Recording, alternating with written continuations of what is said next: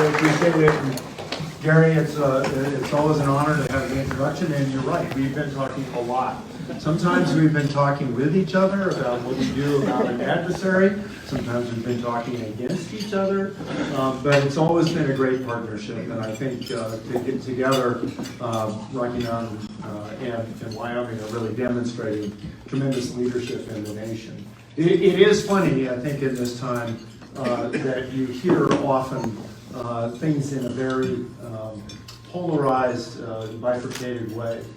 But the fact of the matter is that Wyoming really is in the catbird seat when it comes to energy, and we do have all forms of energy right now.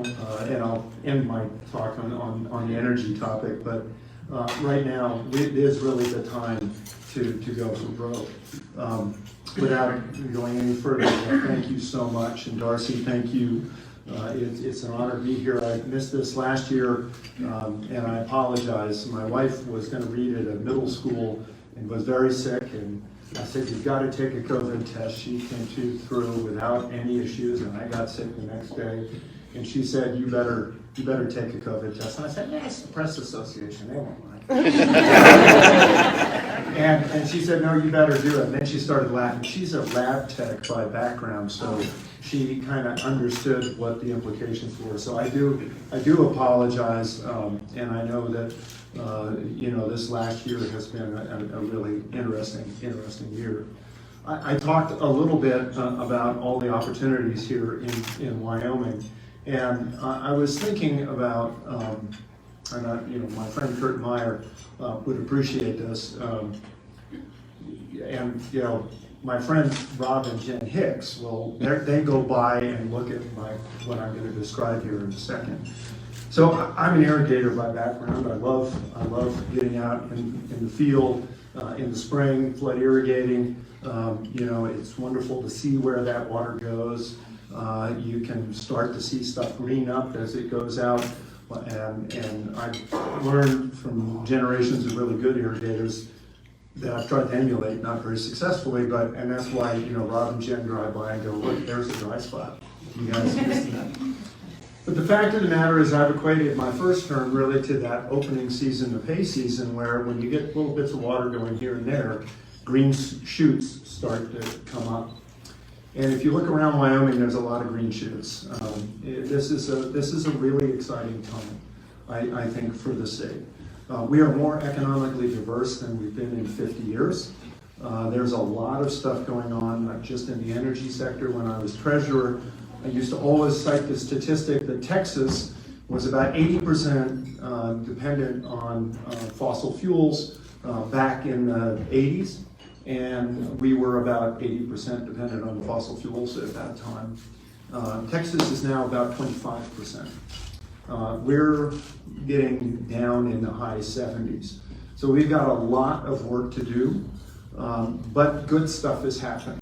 And I'd love to answer questions on that. If you look at our tourism sector, it's grown dramatically. That's been a big boom to the state's economy. And I've really focused on making sure that we extend that beyond just Yellowstone and Tetons. We really talk about the rest of the state, and I've often talked about how glorious that drive is that goes from Cheyenne up to Torrington. It's just beautiful. And if you get a chance, do it in the early morning or the late afternoon. And I got to tell you, you can see this is God's country. The same thing is true when you take the road from Claremont and you head the back way to Gillette. You can understand how glorious this great place we live is. You look at what's happening in technology and manufacturing. There's a lot of exciting stuff going on. I was really thrilled that there's a little company, Precision Manufacturing, that's moved out of Los Angeles to Worland. Let me say that again, moved from Los Angeles to Worland, and they love it. They love it because it's a perfect place for them to do the manufacturing they're doing. They're making the equipment that makes the stents that go for open heart surgery.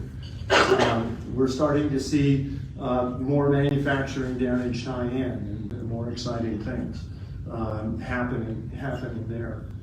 Gary talked about what's happening in the energy sector, where we've really tried to push forward, and I think I get lost in that, as you can well imagine, so I'll try to stay away from that till the end. But the fact of the matter is, this is a very exciting time, and so much like the end of first cutting, where you've had some good stuff in the haystack, now is that second cutting, and it's sometimes a little bit easier to see where that water needs to go. And so that's a lot of what I've been focusing on in this second term, has been, we have lots of green shoots going around the state.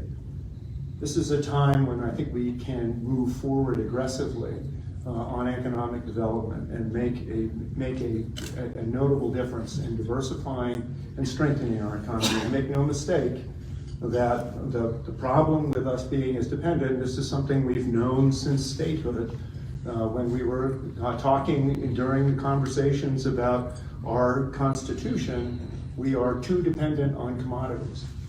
It was then cattle, and then it became oil, and then it became coal, and we've had this boom and bust cycle, but we are beginning to diversify, and that is so important because it allows our economy to kind of stay steady through thick and through thin. And I really do want to say thanks to Kurt Meyer, who stepped in after my time as treasurer and really has taken what is a very large source of revenue for the state to another level, and that is a glorious thing for Wyoming, in terms of us being able to sort of maintain through dark times. We cut dramatically during COVID, and in this budget cycle, we are now trying to figure out how we can manage to replace some of the most important pieces of that, things like home health care, and a number of issues along those lines, chief of which I have to say is, what do we do about the fact that since Wyoming came through COVID as well as it did, and people saw that and said, gosh, it's outdoors, beautiful, let me see, Pinedale, love it, Buffalo, love it, Sheridan, love it, Teton County, average home price now 3.8 million, I guess market price 4.2 million average. And people's assessed valuations just went through the roof. So anybody who was living here on a fixed income or anybody on a limited income was suddenly struggling with, what do you do to just pay your property taxes? A huge, huge issue. And of course, the legislature is working on a number of those issues. I have doubled up the amount of money that we're putting in our rebate program, refund program. That program worked reasonably well. I have some people that had some complaints. I don't want to say it was perfect. We have some things to do.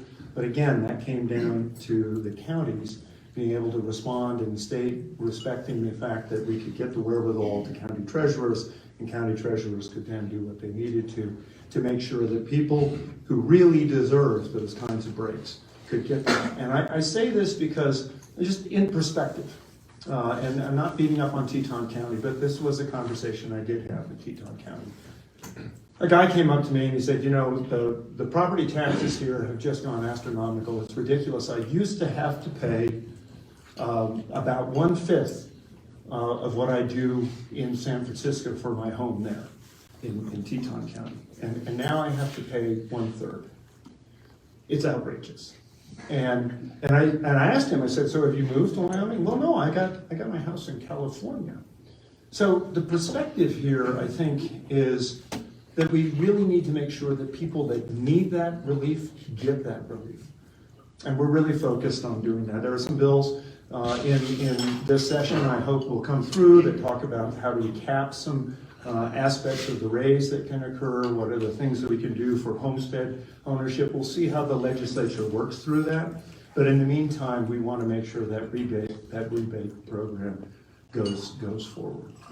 It's a blessing in some ways to have that, particularly if you're a county. And then what I think is unfortunate is so many people in Wyoming equate taxes with what the state is doing. But the fact of the matter, as you all know, is that property taxes go mostly to schools on the local level and to the counties to provide those essential services that are so important. So as we reflect on what we need to do to make sure we mitigate some of the most adverse circumstances for those property tax assessed valuation increases, that we do that with an eye to understanding what unintended consequences might mean in terms of school funding, in terms of county services. And the state really does have challenges in being able to meet those needs. Kurt and I have been in a couple of state loan and investment board meetings where communities have come up to us, and I'm thinking primarily places like Lusk or Manville, and they are really desperate to get some resource from the state. And the legislature has not asked, done my asking of making sure, at least we'll see how this goes before, but they haven't been able to provide us with the MRG funding that's so important. And I think the legislature feels that, well, all they do with mineral royalty grant funding is, it allows Kurt or the governor or, Megan or Chuck Gray to go out and do ribbon cuttings. The fact of the matter is, if you covered some of those state land and investment board meetings, we have communities that come in and we parse at a very, very detailed level. What is it that Claremont needs, and how do we balance that against Newcastle? How do we do this? And there's a magic that happens at those board meetings, and I think Kurt will tell you this. There's a magic that allows communities to come together, as Wyoming usually does, and says, we can give up a little bit here. If that helps Manderson get this done, we'll stand for that. So that the process that happens at that board level is really critical to the state. And I've asked that the legislature provide us with more MRG funding. We have an example in Wheatland, most recently, where the water tower has been leaking for years, but now the ground is saturated, and that water tower is really incompetent. We've got somewhere in the neighborhood of 8 million left, and it's about 7 something in emergency funding. And if we had funded the whole thing, we would have nothing left. And you can remember that Rollins lost its water supply. There's just things that happen. So I really do hope the legislature sees their way clear as we start to see so many of these federal funds begin to decline, that they allow for us at the State Loan and Investment Board to be able to deploy those where they're needed, instead of kind of having a free-for-all that we do otherwise. I spent most of this fall and a little bit of this year going around the state on the issue that I raised so highly last year, which was mental health. And I have to tell you, from Powell to Worland to Thermop to Rock Springs to Pinedale, and we're going to soon go to places like Torrington and others. It's very interesting. Each of the town halls we've had have been dramatically different. Somebody asked me the other day, what's the theme you're getting out of all of these town halls? And some of these are really heartbreaking kinds of things. And they go everything from personal experience, drug abuse, challenges with alcohol, to, our system isn't working. We've got challenges and people are falling through the cracks. So I was trying to figure out what that consistent message is. And that consistent message is mental health remains very high priority all around the state. And we're going to continue to push that, because while the legislature has a piece of legislation that they passed last year that is really meant to help community mental health organizations kind of meet some metrics, we've also got to figure out how to pick up people when they're getting released, when they're having challenges with their meds, when other things are happening in their lives. And so we need to continue to work on this. We don't have enough resources, we won't, but we can do a better job of allocating across the spectrum, and we can do a better job of engaging with local groups. And I've, a couple really bright spots. that I've seen in this year. Early this year, on Memorial Day, we graduated a number of people in the Veterans Talking to Veterans program. These are coaches, not counselors. These are buddies that are talking to each other. And it was really striking to me to be at the Cody Rodeo last year as a number of veterans were bringing out a big flag, and they had to say, there's going to be a firework that goes off in a few moments, and last year a bunch of people ducked under the flag. Know it's coming, and don't be afraid. People are living, really, with the issues that are there, and we can address it. Veterans Talking to Veterans allows people to come together and have conversations. It's not counselor, it's peer to peer. There's a similar thing going on in the J Foundation. We'll talk a little bit about that later during the course of the year, but this is let's cowboy up, pull our boots on, and talk about it. Let's get together. Let's have a boot check. Let's see how you're doing. And it's astounding how this is resonating. Dave, when I was up in your neck of the woods in the basin, it was just fascinating to me to have Stan Flitner come out and talk about his gifted grandson take his own life, and why people weren't there to help him. And I know he and his mother Carol Bell are now really seriously engaged in trying to raise this issue. And we've made good progress. 988, that thing that we wanted the legislature to fund in a sustainable level last year, and we'll ask again this year. 97% of the calls that come in to that number are resolved without having to deploy EMTs or police. That's a cost savings for those that are worried about money, but it's a lifesaver for those that are worried about humanity. And I think we're going to continue to work on that. And Rob and Jen, I have to say, some of the kids that were in my kids' class, and one of those young men was the one that said, I've been really struggling with mental health. And if I call a 988 number and it's in Sarasota, Florida, they have no idea where Otto is. They have no idea where Kemmerer is. And they can't help me. So the fact that we now have 24/7 service in Wyoming, that is extraordinary, and it's making a difference. Let me talk a little bit about one of those pieces that links both of those, and it's something that Kurt and I had to deal with. We haven't really figured out how to resolve it. In our county, it is really kind of in the middle of this thing. Around the state at this point, we have ambulance services, EMT services, which are struggling. Most of the people that serve on EMTs or volunteer fire are getting older. Many of them are in their 60s. Some of them shouldn't be doing the things that they're doing. And then we also have the equipment that we have to deal with. And in the case of Niobrara, Lusk was coming and saying, look, Art, we've got an ambulance, but the engine's not a very good engine. I was going to say a piece of sugar. But anyway, not a very good engine, and it fails. Now, last week, if it had failed somewhere in between Lusk and, let's say, Cheyenne, could have been pretty dangerous. And yet we weren't able to kind of get those resources there. It's funny because the region that deals with Lusk is also the one that deals with KC and Shoshone. That doesn't make a lot of sense to me, but it's because of Casper and the fact that they can funnel into the Casper hospital. So we've really looked at how do we change the regionalization of the ambulance service, and how do we make it essential service? When I was growing up in KC, somebody had a horse wreck or a car wreck, you loaded them up, and most of the time it was in my dad's station wagon with sheets and blankets, and drove them up to Buffalo, where hopefully you got them there in time. And then people got together and said, we're going to organize the ambulance service in southern Johnson County. And we put together an ambulance service because of volunteers.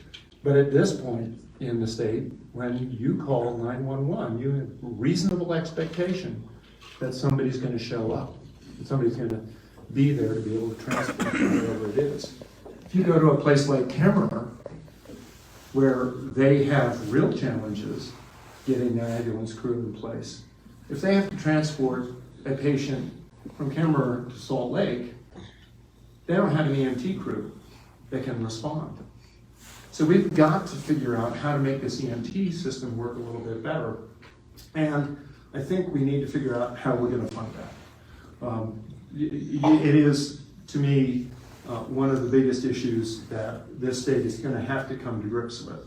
And some places are regionalizing. I know Sheridan County, for example, regionalized with Campbell, and there's some good progress that's being made there. So we're going to work a little bit on making sure that we get that point made as well. If you heard me over the last couple of years, it had really been a case of we need to examine education system from top to bottom. One of the things that I was very excited about with the RIDE initiative was we actually went to communities, and that corresponded with the Board of Education looking at what a portrait of a graduate is. And what we discovered is that the way Wyoming standards were set up, it took 23 years to educate a kid. Now, obviously, we have kids that don't want to spend 23 years in school. Some of them don't want to even spend, 15 years in school. And were we confident the education that we were delivering was responsive to the needs of parents, responsive to the needs of communities, or to the industry? So we really said, let's go into these communities. Let's look at all of this. It did correspond with Megan Degenfelder coming on as Secretary of Education, Superintendent of Education. And so we've been able to work together to really kind of re-envision and put out some pilot programs that are not designed around what do experts say that we have to teach at certain grade levels, but meeting kids' needs where they are. And if you look at education, it is about trying to be responsive to that. If we have kids who are sitting in seats, twiddling their thumbs, wanting to get out and work, they are not gonna be excited about school. And so what we've got to do, and what we have been doing, is making sure that we can get apprenticeship programs set up, that we can engage with industry, and then we want to really focus on what mastery is, because not all kids learn at the same rate, and not all kids end up with exactly the same timeline of their education. And I think that's especially true if you look across higher education. It's really important that we recognize that the old style of education that required us to either go to college, and then there was this, I think, somewhat disingenuous notion that there's some of us that are cut out for college, and others of us have to go on to trade school, as if this is something that we're trying to build robots. The fact of the matter is, we need to provide an education system that can be responsive to kids as they grow and as they expand. If a kid wants to go to welding, let's do that. Let's make sure they do that. Maybe they then want to say, I want to build a welding business. I have some other ideas. Maybe I want to go on from there. Maybe I want to get my master's in business. We need to be able to meet them where they are. And if we talk about education for teachers, the ability to be able to get your certifications, that's a little bit of what our RIDE pilots are about. We have teachers that are looking for ways that they can improve their education. We don't need them to pull out of the school and head down to Laramie to go through a series of cases. There are some that may, and we want to be able to provide that, but at the same time, we want to be able to allow and provide for certificates so that people can work towards their master's as they're learning in the school. And why this is important is because it is hard to find teachers now. We want to make sure that our education system is second to none. And I say that over and over again because this is a great state to raise your kids. Our education system, we need to make sure it's strong and vibrant, so that when Rocky Mountain Power comes and says, we've got no new nuclear technology, or what are we going to do with the type of grid infrastructure that we're going to have to build if we're going to power our nation differently, that Wyoming students, Wyoming kids, Wyoming workforce can be the first to step up and say, you know what, I can do that for you. So we're really engaged in that. And that brings me to the final point, and then please, I know I've talked too long and I apologize, but where we are with energy. Now, I've taken a lot of heat because I keep talking about all of the above. And I've taken a lot of heat because sometimes I talk about how we don't need pinwheels all over our beautiful horizon. That's not because I'm against wind, it's because we need to have things in balance. And we know, Gary talked about dispatchable energy. We know that when you have an intermittent source of electricity, something's going to have to fill the void. That's never been more clear, and I've told this story before, but Xcel Energy, Alice Jackson was one of the, she was at the time president of Colorado Xcel Energy.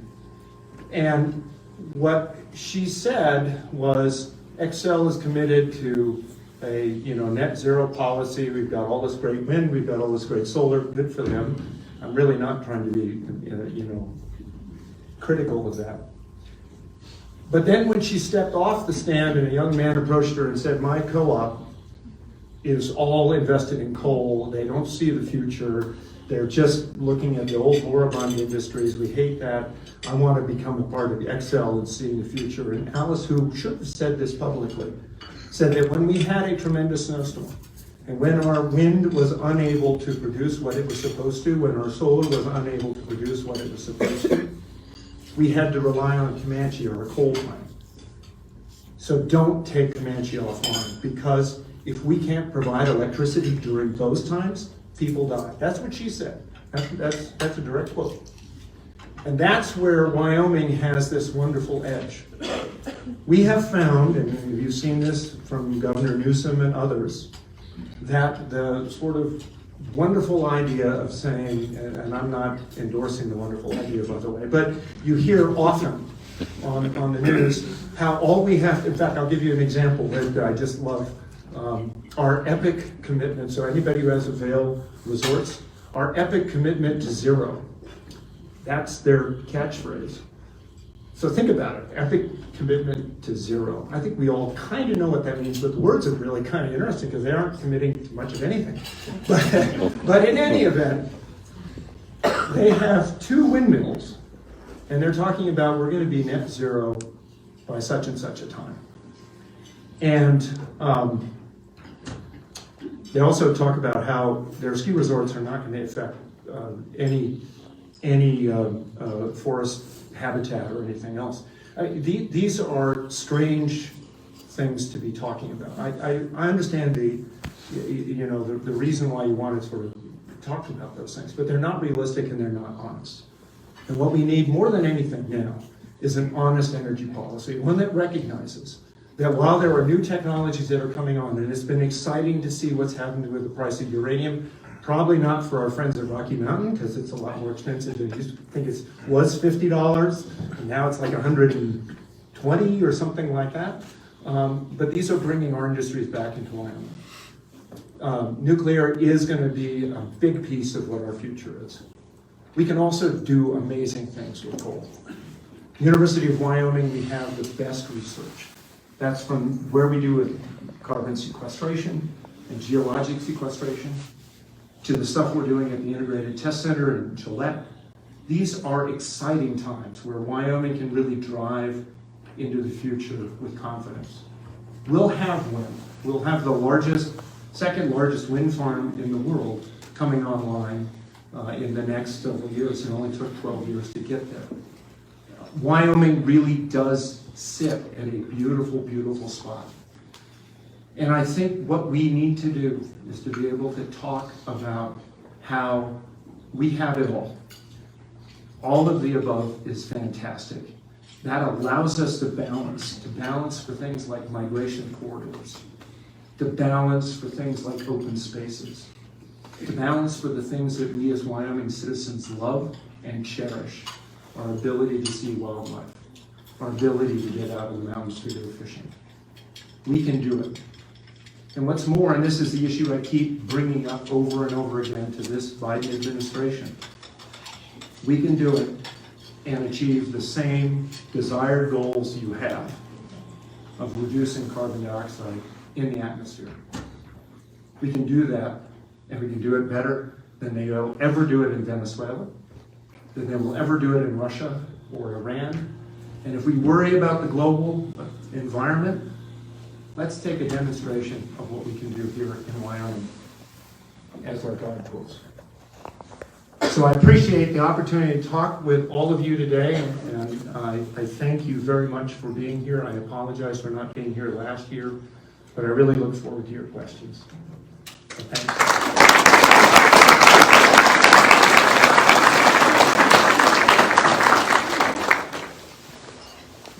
Yes. I'm Joseph. I work for the Sheriff Press. Governor Gordon, in Cherokee County, we've had a lot of concerns lately regarding strings attached to federal funding, such as executive orders. How do you think the state and its counties need to approach those federal funds while also taking into consideration those strings attached? Well, I think that's a very good question, and the trouble that we're seeing out of this administration, and it's not just the Biden administration, it's what Congress is doing as well. School funding is a great example on this. The diversity, equity, and inclusion mandates they had were directly opposed to what we were already had in our Constitution about everybody having the same education. And so we've had to scale back on some of those. And as we look at what the cities and towns are doing, one of the things, and I point to Kurt because he's been a great colleague in this, is we've been able to, through the State Loan and Investment Board, be able to divest some of those requirements or work with those requirements so that we're able to get to communities the funding that's so important. You know, some of this is 1 to 3, some of it is even higher parity, so the state or the community has to put in 1 and they get 3 times back. And we've been trying to make the point that if you are going to provide infrastructure, if you're going to provide infrastructure to places like Wyoming, you've got to do that outside of a prescription because we don't fit in any of your prescriptions. The example that I give you is broadband. They talked about underserved and unserved areas. We don't even meet the metrics that they put out. So we've had to go to Secretary Raimundo and say, you got to work with us because if you want these funds deployed and they're valuable to be deployed, if you want them deployed, you're going to have to pay attention to what we're doing. And we've been able to get some waivers. But generally speaking, I really deplore this tendency by DC now, and it's also true of our legislature. I mean, our legislature gives funds, but they put all kinds of strings around them. We need to make sure that the funds are available and in a flexible way that can be really used usefully. So, thank you for the question. Over here. Yeah. So my question is for... You drive your truck through a building. You bring a gun to school. These are things communities need to know about. Now, if you want to withhold names, that's what we do by policy anyways. But that information of how and why it happened, that's how communities know when they need to push on school boards to do better, or city councils or police departments, or their mental health services, or the people who are in charge of their drug and alcohol prevention programs. Communities don't know whether those places are getting the job done unless we do report on the bad incidents that happen. And it's tough. In those situations, while they're kids, those are extreme situations. And those kids unfortunately made very adult decisions. And at that point, while we would never reveal their names, I think those were 2 very public situations that affected a lot of people.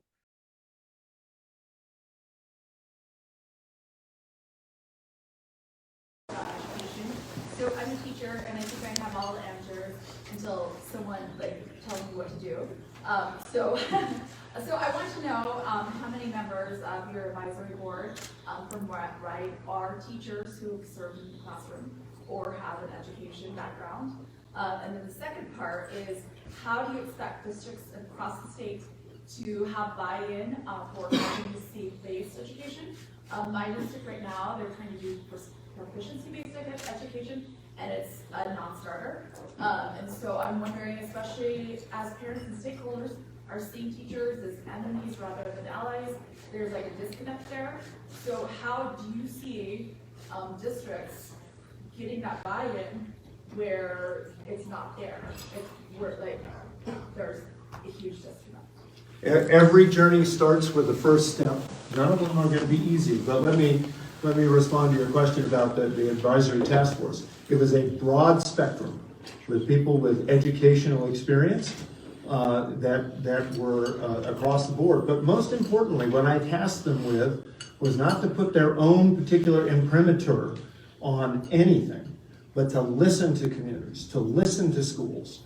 You know, we had 7,000 respondents to the first, that was the biggest response that the University of Wyoming had ever had. We had community meetings all around the state, and we're not stopping. We're continuing to go back. We're building something different here, and it isn't going to be perfect from the start. But there's something called the IKEA effect. Are anybody familiar with the IKEA effect? If you build it yourself, that piece of furniture is your most valuable piece of furniture. And what RIDE is about is saying, let's build this ourselves. So we're not looking at, you know, great platitudes of what makes education great or telling you as a teacher what you need to do. Good teachers have a great way of dealing with kids, you know, and that's what we need to empower. We need to empower teachers and parents to be able to work together to bring the education that's really necessary. It's something that we did a little bit in Johnson County when I was on the school board there, where we had parents that were absolutely engaged and teachers that we worked with, and I have 4 kids that have done incredibly well out of that. What I'm concerned about is if we are just putting kids in seats so that we get money to the school districts, and those kids are bored, they're tired, and they want to move on. And I think you should come to my English class. I'm happy to.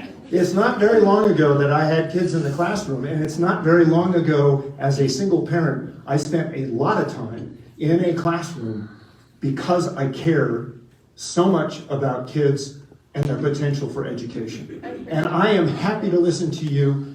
Anything you want to provide to me, we're responsive. I am not trying to do a prescription. I'm trying to make education work in a way where it is now not working as well as it could. So, next question. Hi, Governor Gordon. I'm Jasmine from the Jacksonville News and Guide. And I know you started off your speech talking about property taxes. That's been a big discussion in Teton County and across the state. You mentioned some of the bills that are starting to be filed from the Revenue Committee, from House Speaker Summers, from Representative Prego. There's a lot of ideas that have been discussed over the past couple months, but also the past couple years. I'm curious if you've looked through some of those bills and if there were any legislation or any approaches to property tax relief that you see yourself backing as we head into the budget session. And then I also have a follow-up question of, do you think at some point Wyoming's entire tax structure as a whole is going to have to be reevaluated, not just property taxes? Sure, Jasmine, thank you. I sort of have an unwritten rule and I think you've known this because I've said this before, I don't really take a position on a bill until it arrives on my desk. But generally speaking, principles that I think are really important to consider. One is, how do we make sure that we get relief to those who need it most? How do we make sure that we don't have unintended consequences that do possibly 2 things. One is compromise counties' ability to fund the stuff they need to do, and schools' ability to get the funding they need. And I think over the top of that is a general concern that I think every citizen should have the right to vote for the taxation they feel is correct or not correct. You know, we have mills that have gone through in Johnson County that have failed because they were too broad, and others where the case has been made very strongly and people have said, yep, that's what we want to do. I don't want to take that authority away from the local voters.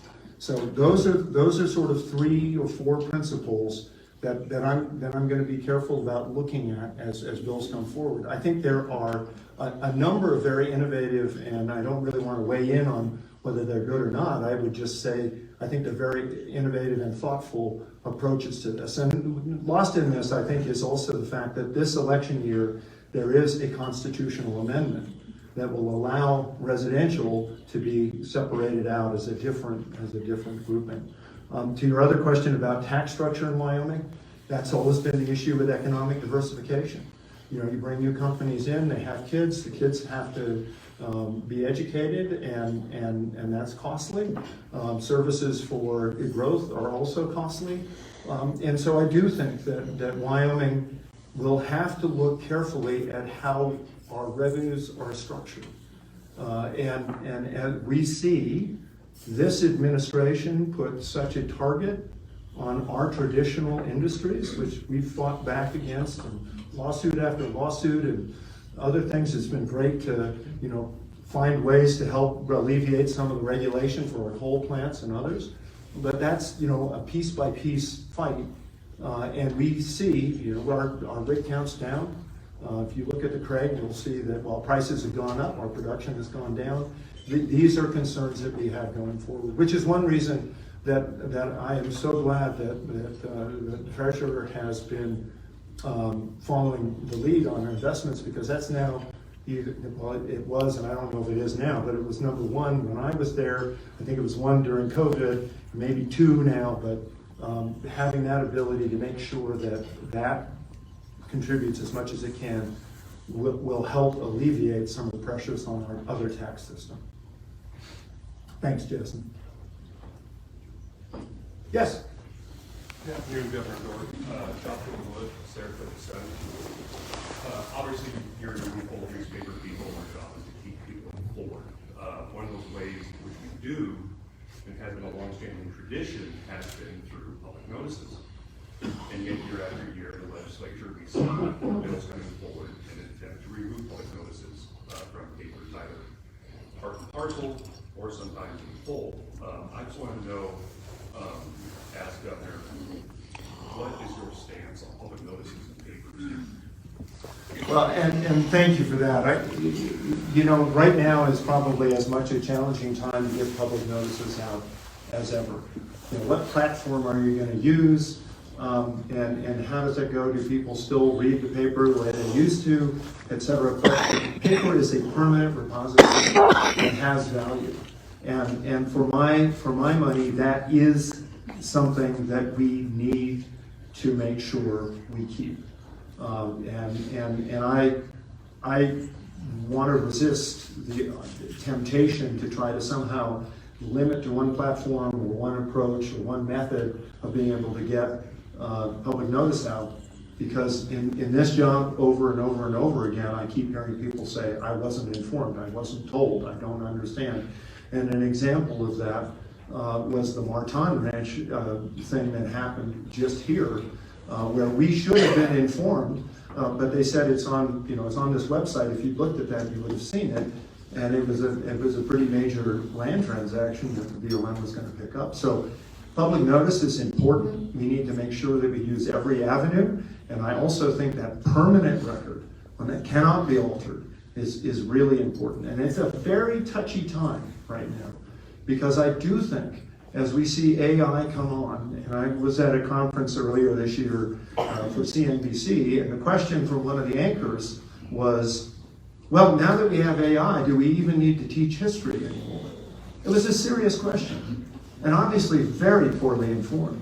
But that's, I think, one of the concerns that we have to have, is making sure that we have that repository on a permanent basis. Thanks. Yes? Hi, Governor Brown. My name's Michaela. You're not a reporter, so you're out of the hot seat there. But listening to your speech and thinking back to your town hall in Rock Springs on I was wondering, when those discussions are happening, is a larger look being done at the healthcare system currently in Wyoming? I know in Rock Springs last year, Castle Rock Medical Center did a lunch and learn event, the hospital attended, and the conversation was that for Sweetwater County, you don't have enough doctors. In fact, at that point, you actually didn't have a single pediatrician in the entire county, which I don't have kids, but I'm pretty sure that's a bad thing all around. Yet, even though thankfully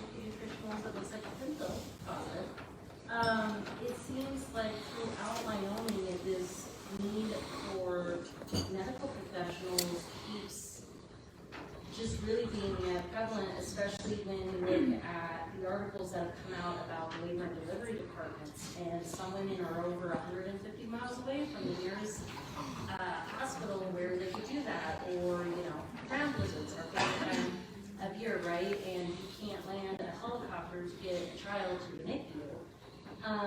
So when we're talking mental health, is there an evaluation also being done on healthcare here and actually how to keep medical professionals in this state? Because unfortunately, we're not glamorous like New York City or Denver or Miami. And I don't want to be like them, but I definitely want doctors that want to be here, for sure. Yeah, and all good questions, and thank you for coming to the Rock Springs Town Hall. To me, that was a very interesting town hall because where elsewhere we'd heard about challenges with providers or the ability to get information where it was, that seemed to be more of a time for people to reflect on their own experiences. I just want to make sure you know that afterwards we had a conversation about what the services were like. And we understood it. It's a learning process, right? You know, we have a town hall. Sometimes they work really well. Sometimes they get a little bit sidetracked. That was one I felt kind of got a little bit. We didn't have the time to cover all the areas. And that's much the same issue with medical care generally in the state. We are working, Tim Davis in my office has been working with the medical task force for a number of years now, and part of this EMT effort that I'm talking about, part of that is really designed around having more emergency capacity.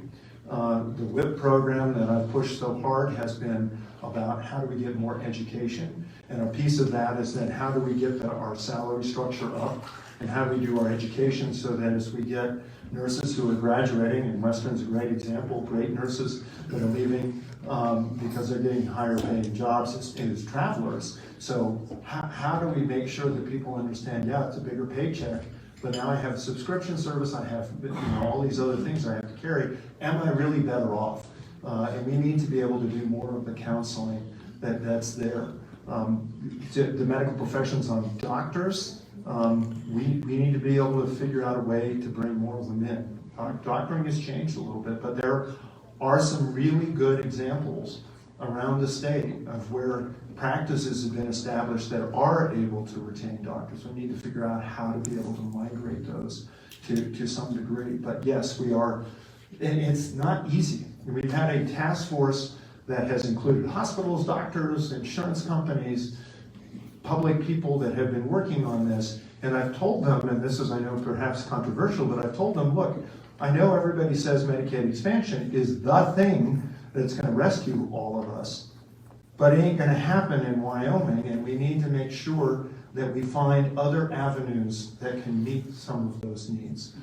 So let's not just sort of stumble over the first big rock, but let's look at what that whole pathway looks like, and we are working on that. Thanks.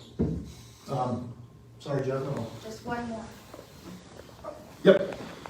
Governor Kelly O'Hara, the managing editor of the Pinedale Roundup, and I just want to piggyback off of this really good question and point.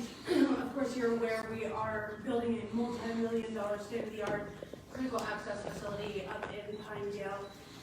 And recently, one of the issues we had in terms of recruitment of providers and qualified providers there, we were tremendously excited to get a pediatric nurse practitioner, but she ended up going to Memorial Hospital in Sweetwater County because she couldn't afford the housing in Sublette County as a pediatric nurse practitioner, which is pretty high up. And so, what sort of things do we have in the works, potential solutions for recruiting these qualified providers to areas where we are desperate for that quality health care when it comes to housing and some of those barriers that we face? Absolutely, thanks. And on my checklist here, housing was, I just glossed over it. Oh, right.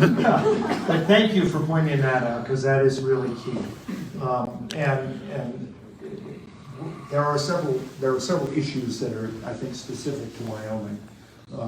We have one nationwide home builder in the state. It's Habitat for Humanity, so not a lot of volume, but really good work.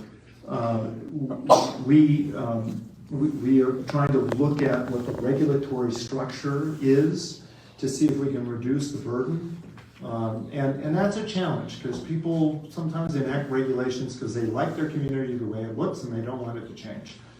If you're in Pinedale, you know, I think actually Pinedale is a great example. If I remember correctly, a lot of infrastructure was built out south and east of town to accommodate new development, and yet the development went west and north into the migration corridor. So, you know, sometimes you build this stuff and they don't come, they go somewhere else. So we're trying to figure out how we can do a better job of making sure that our regulatory structure doesn't encumber the challenges of building new subdivisions. We're really anxious to try. We've looked at whether the Business Council can help attract. There's a couple of home builders that are fairly novel. Trying to figure out if we can get maybe some of those moved to places like Riverton, where there's a workforce that we can maybe task with helping to build not mobile homes or modular homes, but not tiny homes, but stick-built homes that can be moved and put on a foundation, dramatically reducing the cost of that. This year we've been spending a year doing that. Pinedale, I mean, look around the state. Buffalo, ridiculous. Pinedale, ridiculous. Afton, we all know Teton, Cheyenne. I mean, there just aren't that many places in Wyoming where housing is affordable. And I'm not talking about low-income housing alone. I'm talking about middle-income housing, which is one of the biggest challenges we have for attracting businesses or expansion of businesses, is how do I get those mid-level managers into a home that they can grow through. So this is an ongoing work of ours. The legislature is looking at that. I've had a task force on it for a year. We have some recommendations on how to reduce the regulatory burden. But some of this is going to have to be bringing volume in and trying to attract new builders that come in as well. Thank you. Thank you. Thanks.